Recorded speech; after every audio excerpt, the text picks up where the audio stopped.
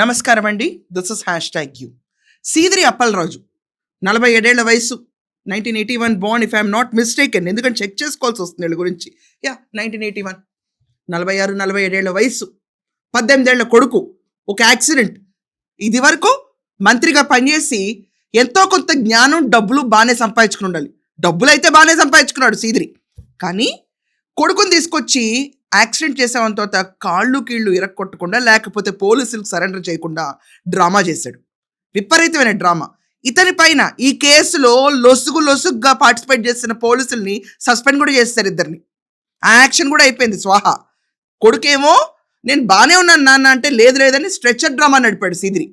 ఎంత డ్రామా అండి, ఆ రోజు చూస్తూనే ఉన్నాం అందరం. కొడుకుని తప్పించేసి ఇంకో కథ నిరికిచ్చేశాడు కేసులో. పోలీసులు కూడా కోఆపరేట్ చేశారు దానికి. ఈరోజు సస్పెండ్ అయ్యారు. కానీ అసలు బయటపడపోయి ఉంటే ఇంకొకటి బలై ఉండేవాడు.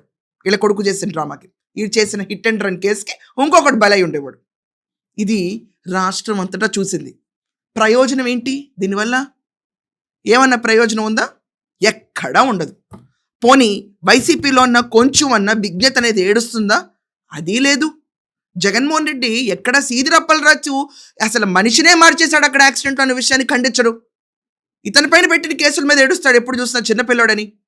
భూమి మీద పుట్టి 18 ఏళ్ళు దాటిన ప్రతి ఒక్కడు మేజరే. వాళ్ళ జీవితానికి వాళ్లే బాధ్యత వహించాలి. వహించిన తర్వాత ఇంకొకళ్ళ ప్రాణాలు తీస్తామంటే శిక్షకి అర్హులే. ఈ విషయాన్ని మర్చిపోయి సీదిరి అప్పలరాజు, మర్చిపోవడం కాదు, ఓవర్ యాక్షన్. ఆ బాధితుల కుటుంబం దగ్గరికి వెళ్ళిపోయి ముందు లక్షల్లో ఇస్తానంటే తర్వాత 1 లక్ష ఇచ్చి ఇంటికి పని మనిషిగా తెచ్చుకుందాం వాళ్ళ కోడల్ని, అంటే చనిపోయిన అతని భార్యని. రాష్ట్రం అంతా చీయంది ఇతన్ని చూసి. ఇతన్ని ఏ రకంగా నిజంగా ట్రీట్ చేయాలి నాకు అర్థం కావట్లా. కొడుకుని తప్పనిసరి పరిస్థితుల్లో ఐసీయూ డ్రామా చేశాడు. దెబ్బలు తగిలిపోయినాయి అన్నాడు. మొత్తం డ్రామా నడిపిన తర్వాత ఎప్పుడైతే పోలీసులు ఎంటర్ అయిపోయారో తీసుకెళ్ళిపోయి సరెండర్ చేశారు. ఈ సీదిరిని అరెస్ట్ చేయడానికి ఎన్నాళ్ళు పడద్దండి? మన కుటుంబాల్లో కామన్ పర్సన్ ఎవడన్నా కూడా ఇలాగే డ్రామా నడిపి ఏకంగా యాక్సిడెంట్ చేసినండి మార్చేసి ఇంకొకళ్ళని పెట్టి డ్రామా చేద్దాం అనుకున్న వాళ్ళ పైన ఎంత తొందరగా కాలర్ పుచ్చుకుని ఈడ్చుకుని లాక్కెళ్తారు. స్పాట్లో వేసుకెళ్ళరా? మీనమేషాలు లెక్క పెడతారా? పోలీసులు లీవ్లో ఉన్నారని ఎదురు చూస్తారా? లేకపోతే ఈ సీదిరి అప్పలరాజు ఒక్కడే దొరకడా? కొంచెం ఆలోచించండి. ప్రతి ఒక్కళ్ళు పారిపోతానే ఉంటారు. వీళ్ళకి మర్యాద ఇవ్వాలి మళ్ళీ మనం. అండ్ మన కర్మ ఏంటో తెలుసా? అసలు కర్మ వచ్చే ఎన్నికల్లో మళ్ళీ నుంచుంటారు వీళ్ళందరూ. అన్నీ పక్కన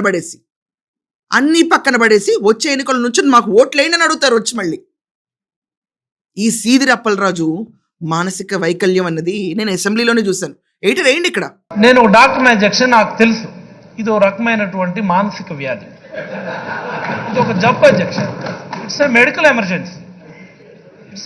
ఎమర్జెన్సీ. మీరు దయచేసి ఈ శాసనసభ ఆవరణలో ఉన్నటువంటి డాక్టర్ని పిలిపించి ముందుగా ఆయనకి పరీక్షలు చేయించి హాస్పిటల్లో జాయిన్ చేయించి జబ్బు నయమైన తర్వాత మళ్ళీ ఈ అసెంబ్లీకి తీసుకొని వస్తే ఈ అసెంబ్లీలో ఉన్నటువంటి శాసనసభ్యులందరికీ మంచిదని.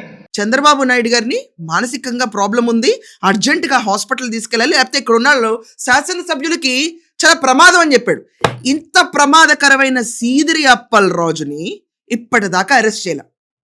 ఇప్పటిదాకా తప్పనిసరి పరిస్థితుల్లో తన కొడుకు సరెండర్ అయ్యాడు. తప్పనిసరి పరిస్థితుల్లో ఇంత కథ నడిపి కొడుకును కూడా పెడదోరన బట్టి కొంచెం కూడా విజ్ఞత బాధ్యత నేర్పించకుండా ఒక తండ్రిగా ఫెయిల్ అయ్యి, ఒక మాజీ మంత్రిగా ఫెయిల్ అయ్యి, ఒక ప్రజాప్రతినిధిగా ఫెయిల్ అయ్యి, ఒక మనిషిగా ఫెయిల్ అయ్యి ఇలాంటి వ్యక్తి సొసైటీలో తిరుగుతున్నాడంటే మనకు హార్మ్ఫుల్. ఏమోనండి, విచిత్రం ఏంటంటే మామూలు తప్పిపోతే ఇలా దొరుకుతారు, తునిపాపు దొరకదు. ఏమో నిజంగానే ఎందుకు దొరకదో నాకు తెలియదు. అలాగే సీదిరి అప్పలరాజు కూడా దొరకడు.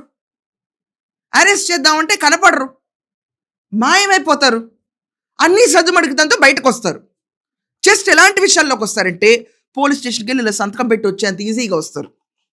అదే కామన్ మ్యాన్ ఫ్యామిలీలో ఇలాంటి వాడు ప్లాన్ చేశాడు అనుకోండి, వాడు ఉంటానే ఉంటాడు బొక్కలో, బయటకే రాడు.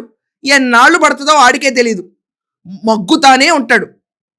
వీళ్ళేమంత గొప్ప, వీళ్ళేం పాపం చేసుకున్నారు ఇక్కడ? He is not that beggar Seediri Appalaraju, nor people are that beggars on road. అందరికీ ఈక్వల్గా వర్తించాలి కదా. కానీ ప్రభుత్వం చాలా సీరియస్గా యాక్షన్ టేకప్ చేసింది.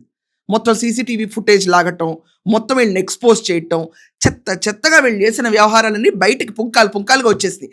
ఆఖరికి సిగ్గనేది ఎక్కడ తెచ్చుకోవాలంటే ఈ సీదిరి అప్పలరాజు చనిపోయిన అతని వాళ్ళ అమ్మ ఇతని గురించి ఒక వీడియో రిలీజ్ చేశారు, గుర్తుందా? ఒక చిన్న బయట మర్చిపోయి ఉంటే. ₹1,00,000 ఇస్తాము, మా ఇంట్లో పనిగా ఒక మనిషి అమ్మ వచ్చి సోదరు. మరి అలా నీ కొడుకు నా మనవలు నా కొడుకులు పట్టుకుని వెళ్ళి నా చుట్టాల బంధువులు నరికేస్తాం చేయగలవా? ఆ వీడియో చూసన్నా తన చెప్పుతో తనే కొట్టుకోవాలి, నేను చేసింది ఇంత పెద్ద మహాపాపం అని.